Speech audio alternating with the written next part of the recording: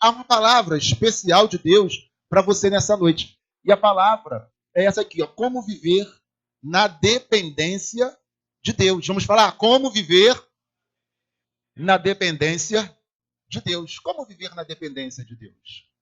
Você sabia que a melhor coisa, a mais importante, é viver na dependência de Deus? Porque aquele que não depende de Deus, essa pessoa, coitada, ela não vai chegar muito longe. Ela não vai ir muito longe. Quando eu era criança, lá no primário, todas as vezes que eu ia fazer uma prova, eu abaixava a minha cabeça ali e falava, Deus, me abençoa para fazer essa prova, que as respostas venham, que eu tire uma boa nota. Eu não fazia uma prova sem orar a Deus. Isso no primário. Compreende ali entre os 7 e 10 anos de idade. Eu fazia isso. Isso é depender de Deus. Mas também não adianta muito a gente querer fazer isso ao longo da nossa vida e, por exemplo, não ler, não estudar e depois falar, Deus, faz um milagre aí. Também não vai adiantar. É óbvio que, ocasionalmente, a gente não conseguiu estudar pela correria, aqueles que trabalham, estudam, e aquela vida louca que a pessoa só não para porque ela tem muitos ideais, porque ela realmente é uma pessoa batalhadora. Aí tem uma hora que Deus tem que intervir, fazer um milagre. E Deus vai abençoar só de ver o esforço dela. Aí sim, aí há uma intervenção divina. Deus, ele sempre intervém naquele momento onde as nossas possibilidades, onde as nossas forças se limitam. Aí na nossa limitação vem a intervenção de Deus. Mas a intervenção de Deus nunca vem quando nós estamos parados, quando nós estamos à toa, quando nós estamos com preguiça. Deus não intervém nesses momentos. Deus intervém somente em momentos necessários. É por isso que aquilo que é impossível para mim e para você fazer, para Deus é totalmente possível. Amém? É aí que ele intervém, nas nossas impossibilidades. Então Deus, ele vai se manifestar e ele vai agir nas tuas impossibilidades. Você tem se sentido impossibilitado de fazer alguma coisa? Você tem sentido que você não está conseguindo romper, por mais que você lute, por mais que você batalhe? Então, querido, fica firme, porque Deus vai intervir. Deus vai trabalhar em teu favor e ele vai abençoar você nessas impossibilidades. Amém? O que é depender de Deus? O que é dependência de Deus? Pode avançar aí. Primeiro nós vamos ver aqui o que Tiago vai dizer lá no capítulo 4. Olha o que ele diz. Ouçam agora. Vocês que dizem, hoje ou amanhã iremos para esta ou aquela cidade, passaremos um ano ali, faremos negócios e ganharemos dinheiro. Vocês nem sabem o que lhes acontecerá amanhã. O que é a sua vida? Vocês são como uma neblina que aparece por um pouco de tempo e depois se dissipa. Ao invés disso, deveriam dizer, se o Senhor quiser, viveremos e faremos isto ou aquilo. É a nova versão internacional. Então, o que Tiago está nos ensinando? Muitas pessoas, aliás, nós temos dois extremos. Nós temos aquele extremo de pessoas que não colocam Deus à frente de nada, que não se colocam dependentes de Deus. Tem pessoas que vão lá e querem fazer tudo na sua própria força. E nós temos o outro extremo. Tem pessoas que falam assim, não, se Deus quiser, eu vou pegar um ônibus ali e vou ali no outro bairro. Tem pessoas que têm esse extremo. O extremo de tudo que elas falam, elas falam, não, se Deus quiser, se Deus permitir. Fulano, vai almoçar agora? Vou, se Deus permitir, eu vou almoçar agora. Não tem isso? Não tem pessoas assim? Tudo elas falam, não, se Deus permitir. Fulano, você vai deitar, vai dormir agora? Vou dormir sim, se Deus permitir.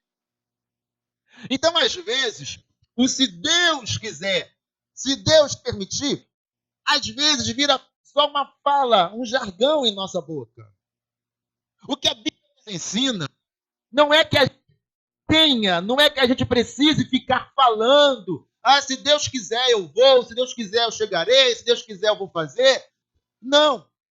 Mas o que a Bíblia nos ensina é que o nosso coração, a nossa mente, ela tem que se encher desse conhecimento, tem que se encher desse conhecimento de que, é que me fugiu realmente a palavra aqui agora, que se encher dessa noção de que nós só poderemos alcançar, chegar, fazer, realizar, se essa for a vontade de Deus.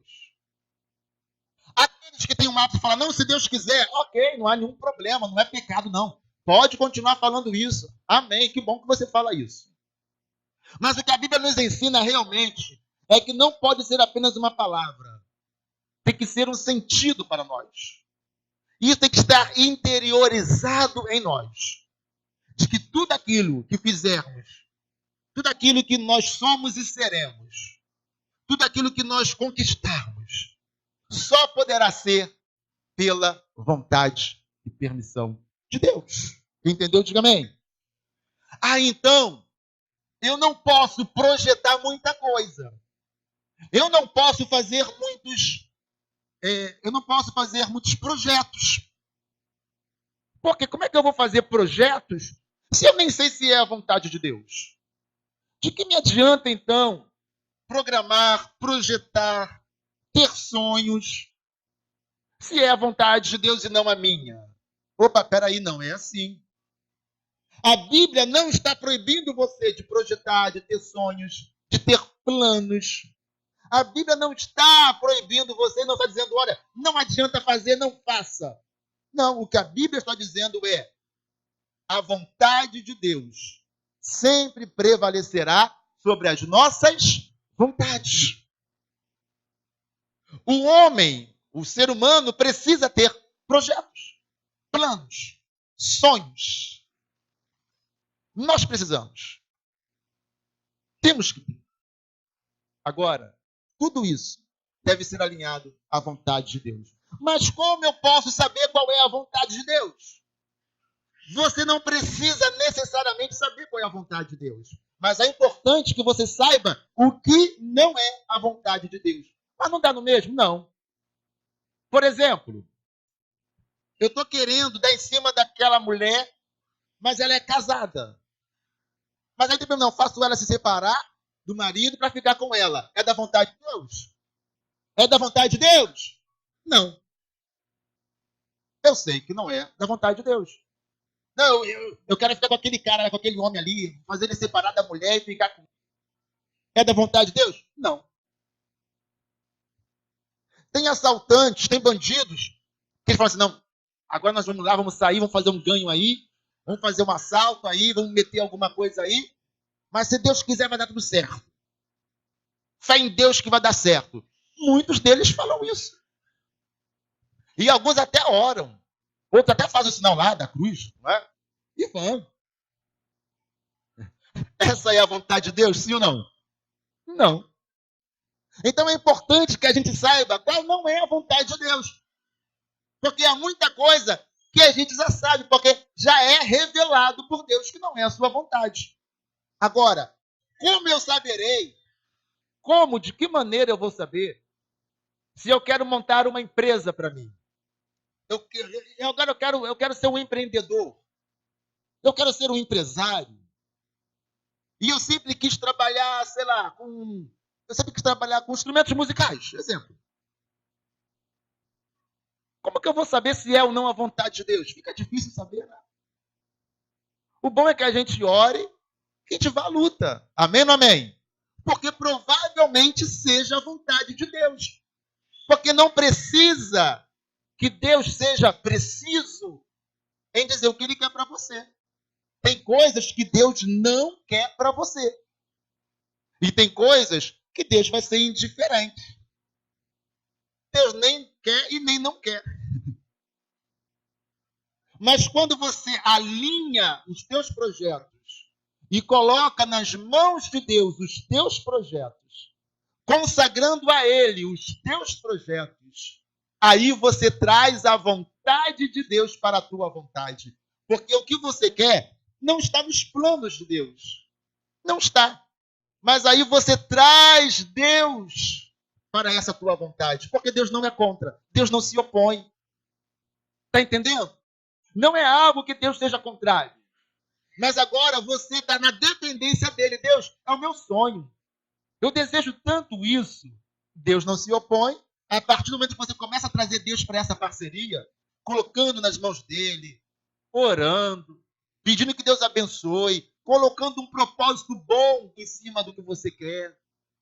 Aí Deus, ele vem para o teu projeto e te abençoa. Amém? Então agora sim, vamos ver o que é então a dependência de Deus. Travou. Travou, mas não foi o computador, né? Dependência de Deus é o reconhecimento da prevalência da sua soberania sobre nossas vontades e propósitos. Dependência de Deus é o reconhecimento da prevalência da vontade de Deus sobre a nossa vontade, sobre o nosso querer. Então, o que prevalece? A vontade de Deus. Então, quando que eu sou dependente de Deus? Quando eu entendo, aceito, me submeto que a vontade dele, o querer dele está acima da minha vontade, do meu querer. Quando eu era um pouquinho mais jovem do que eu sou ainda, o meu sonho era ser engenheiro em eletrônica. Eu fazia minha escola técnica, eu trabalhava de dia, estudava à noite, chegava em casa meia-noite e pouca, para jantar, tomar banho, dormir, acordar 6 da manhã no dia seguinte para ir para o trabalho, do trabalho ir novamente para a escola técnica. E essa era a minha rotina, acordar por volta das 6 e dormir uma e pouca da manhã, trabalhar o dia inteiro e estudar à noite. E pagar a escola técnica com o meu salário. E administrar os meus recursos financeiros,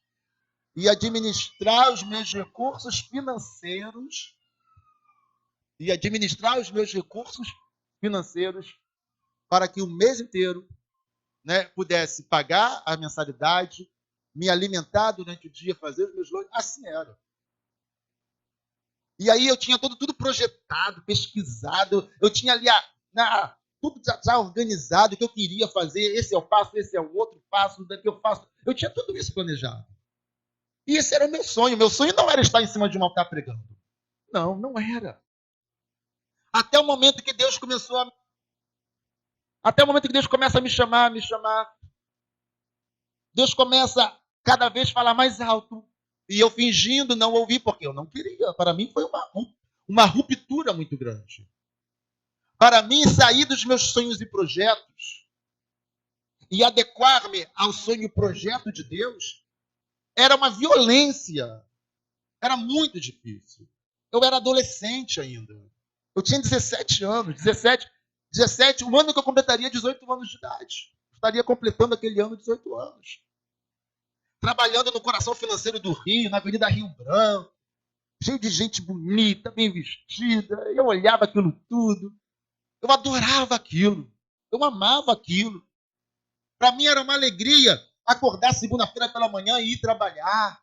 Eu gostava de tudo aquilo. E Deus me chamava. E foi muito mais forte do que eu. E aí eu não fui desobediente ao chamado de Deus, contrariando todas as minhas vontades, contrariando todo o meu querer. Aos 18 anos eu disse sim para Deus e disse não para o meu futuro, o futuro que eu planejei, para aquilo que eu já havia realizado, pois eu estava ali uma boa parte do caminho andado. E disse, ok, eis-me aqui, Senhor. Isso foi para mim de uma violência enorme, que só eu sei e Deus também sabe. Então, depender de Deus exige de nós, muitas vezes, dizer não para as nossas vontades. Tem pessoas que elas têm até vontade de servir a Deus. Elas têm vontade de se entregar, de se render a Cristo, de se batizar, de ser fiel a Deus. O que elas não têm é coragem. O que elas não têm é obediência. O que elas não têm é decisão. O que elas não querem é romper. É uma ruptura. De tal maneira que a vontade de Deus prevaleça sobre ela. E elas vão vivendo um dia após outro, semana após outra, mês após outro, ano após ano. Aí chega no final do ano, algumas dizem assim, não, em nome de Jesus, ano que vem eu vou mudar tudo isso, eu vou entrar para a igreja. São as expressões que as pessoas usam, né? Que eu não gosto, mas vamos lá. Eu vou entrar para a igreja, ano que vem eu vou me batizar. Aí passa mais um ano e a pessoa não cumpre nada daquilo, mesmo sabendo que isso é necessário. Eu, quando me desviei na minha adolescência, para mim foi muito difícil. Um adolescente, um jovem desviado lá no mundo, voltar para Deus. Não foi fácil, mas um dia, decidi. O melhor dia da minha vida, o dia que eu voltei para a presença de Deus. Nós precisamos ter decisão. Isso é depender de Deus. Depender de Deus é quando a vontade expressa, a vontade revelada dele prevaleça sobre as nossas vontades. Mas tem gente que acha que depender de Deus é o seguinte: não, eu preciso de um emprego, eu dependo de Deus, sei que Deus vai me dar um emprego. Eu preciso de tal coisa de Deus, então eu dependo de Deus, Deus vai me dar o que eu quero. Não, amados. Dependência de Deus é viver a vontade dele prevalente sobre as nossas vontades. E aí sim, aí o que é bom que ele tem para você é o que vai acontecer na tua vida. Quem entendeu, diga amém. E aquele que vive debaixo dessa vontade soberana de Deus, esse não tem medo. Essa pessoa não tem medo, porque ela sabe que está no centro da vontade de Deus e, portanto, Deus cuida dela. Deus cuida de você, amém? Quando você se coloca debaixo da vontade dele, ele cuida de você. Deus, ele é fiel. Avança, por favor, Regiane. Lá o livro de Provérbios 16, de 1 a 3, Salomão vai dizer o seguinte: ao homem pertencem os planos do coração, mas do Senhor vem a resposta da língua. Todos os caminhos do homem lhe parecem puros, lhe parecem bons, mas o Senhor avalia o espírito. O versículo 3, consagre ao Senhor tudo o que você faz. Eu não falei isso no início? Consagre ao Senhor. Você vai trazer Deus para o teu projeto, porque você está num projeto que Deus não se opõe. Consagre ao Senhor tudo o que você fizer, e os seus planos serão bem o quê? Sucedidos. Consagre a Deus. Consagre os teus sonhos, os teus planos. Mesmo correndo o risco de você ter uma resposta de Deus que seja: meu filho, essa não é a minha vontade para você, eu vou te apontar outra coisa que eu quero para a tua vida. Mas consagre a Deus os teus planos, os teus sonhos. Entrega nas mãos dele, como aquele que é soberano sobre a tua vida. E se ele é soberano, então você consagrando a ele, ele vai determinar, vai prevalecer a vontade dele. Amém ou não amém? E se a vontade dele estiver no negócio, se a vontade dele estiver no teu sonho, se a vontade dele estiver no teu empreendimento, ninguém vai te segurar. Você vai até encontrar obstáculos e dificuldades no meio do caminho, mas você vai vencer todas elas, amém? É assim que Deus faz. É assim que Deus quer fazer na tua vida. Quem recebe isso aí, diga amém. Quem quer ser vitorioso nessa vida, diga amém. Quem quer ser bem-sucedido, diga amém. Então consagre ao Senhor a tua vida, os teus planos, os teus projetos, os teus sonhos. Amém ou não amém? Avança, por favor. Lá nós vamos agora ver o contrário disso. O oposto disso são as pessoas que deixam a sua própria vontade prevalecer sobre a vontade de Deus. E aqui nós temos a experiência de Jonas, que nós vamos ler. Eu vou ler rapidinho, para nós ganharmos tempo, então eu vou ler rápido, tá? Ora, veio a palavra do Senhor a Jonas, filho de Amitai, dizendo: levanta-te, vai à grande cidade de Nínive e clama contra ela, porque a sua maldade subiu até mim. Jonas, porém, levantou-se para fugir da presença do Senhor para Tarsis. E descendo a Jope, achou um navio que ia para Tarsis. Pagou, pois, a sua passagem e desceu para dentro dele, para ir com eles para Tarsis, da presença do Senhor. Mas o Senhor lançou sobre o mar um grande vento e fez-se no mar uma grande tempestade, de modo que o navio estava a ponto de se despedaçar. Avança. Então os marinheiros tiveram medo e clamavam cada um ao seu Deus, e aliviaram ao mar a carga que estava no navio para o aliviarem. Jonas, porém, descera ao porão do navio e tendo-se deitado, dormia um profundo sono. O mestre do navio, pois, chegou-se a ele e disse-lhe: que estás fazendo, ó tu que dormes? Levanta-te, clama ao teu Deus. Talvez assim ele se lembre de nós, para que não pereçamos. E dizia cada um ao seu companheiro: vinde e lancemos sortes, para sabermos por causa de quem nos sobreveio este mal. E lançaram sorte, e a sorte caiu sobre Jonas. Então lhe disseram: declara-nos tu agora, por causa de quem nos sobreveio este mal. Que ocupação é a tua? De onde vens? Qual é a tua terra? E de que povo és tu? Avança.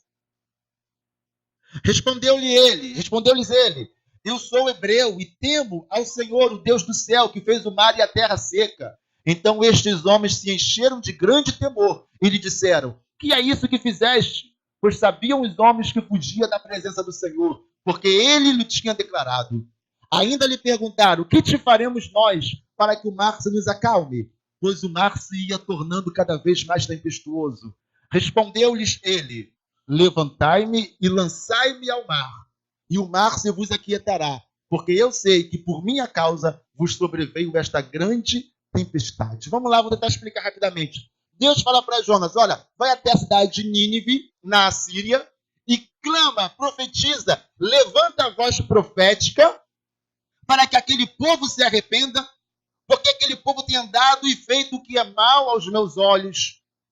E Jonas, o que ele faz?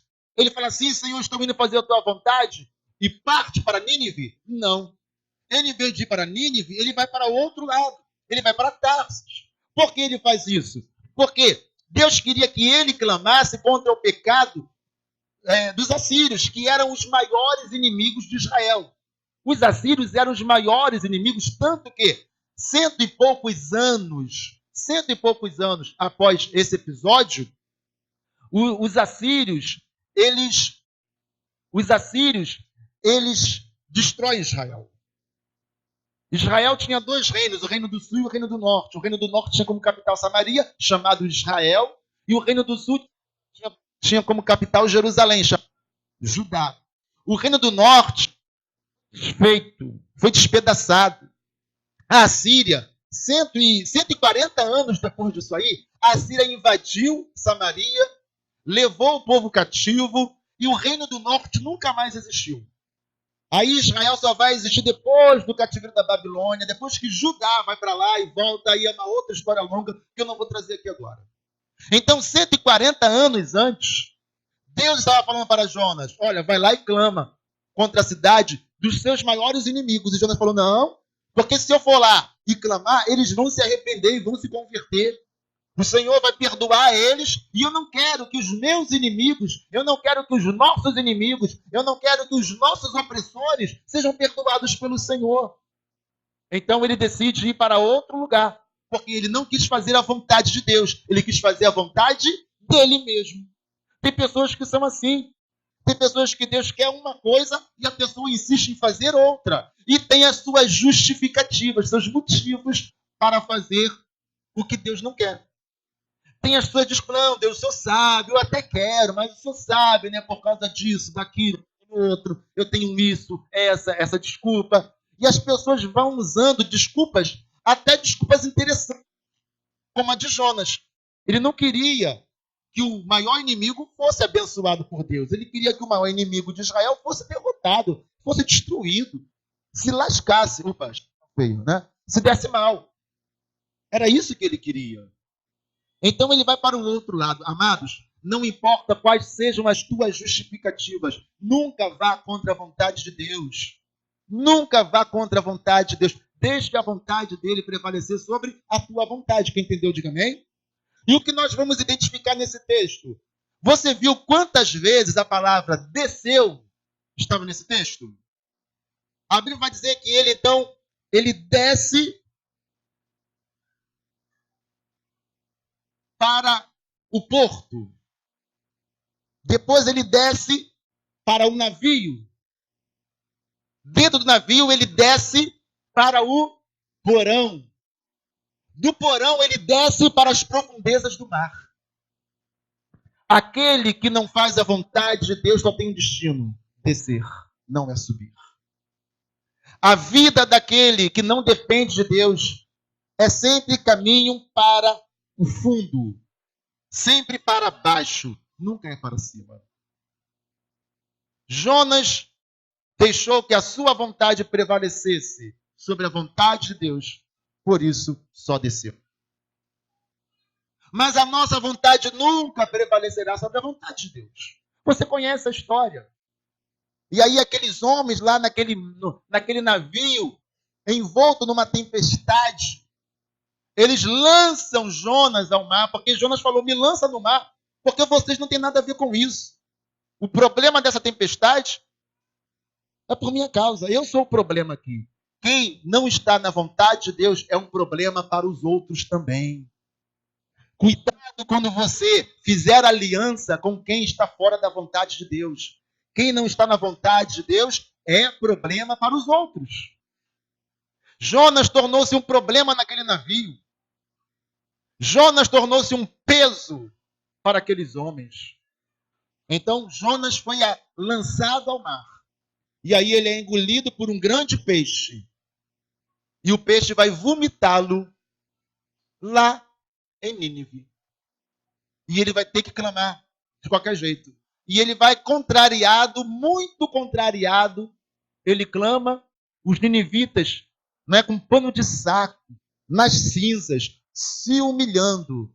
O povo se arrepende. Deus, então, não faz o mal que intentava fazer aos ninivitas. E Jonas fica mais irritado e diz, não era isso que eu não queria? Aí, o Senhor abençoou esse povo. Então ele continuava, insistia em não fazer a vontade de Deus. Querido, você quer ser abençoado? Em vez de você só descer, você quer subir. Esteja dentro da vontade de Deus. Faça a vontade de Deus. Fazendo a vontade de Deus, a tua vida vai para cima e não para baixo. Quem entendeu, diga amém. Depender de Deus. Todo aquele que depende de Deus é abençoado. Aleluia. Avança. Filipenses 2,13 vai dizer, porque Deus é aquele que opera em vocês, tanto o querer como o efetuar segundo a sua boa vontade. Então Deus é aquele que, segundo a boa vontade dele, ele vai operar tanto o querer quanto o realizar. É o querer de Deus que vai operar na tua vida. Amém ou não amém? É dele, não é a nossa.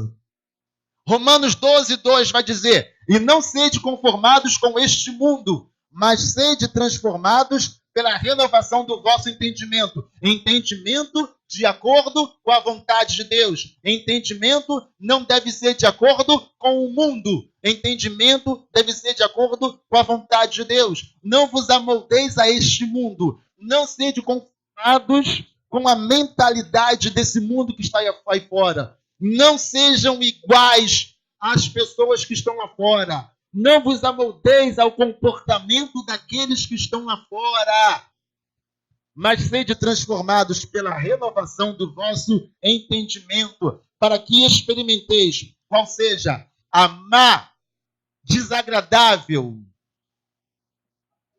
e imperfeita vontade de Deus? Não, né? Boa, agradável e perfeita vontade de Deus, para que experimenteis qual seja a boa, perfeita e agradável vontade de Deus. Amém, amados? Quer vencer na vida? Alinhe-se à boa, agradável e perfeita vontade de Deus. Você estou até vendo aqui você como um grande campeão de Deus, um grande vencedor de Deus, uma grande vencedora de Deus. Alguém que é inabalável, porque Deus está contigo e é a vontade dele que está agindo, operando na tua vida. É a vontade dele que está se manifestando na tua vida. E ninguém pode ir contra a vontade de Deus. Ninguém pode derrotar a vontade de Deus, amém? A vontade dele na tua vida te fará imbatível. Diga, eu creio. Diga, eu recebo. Aleluia. Então dê um forte aplauso ao Senhor.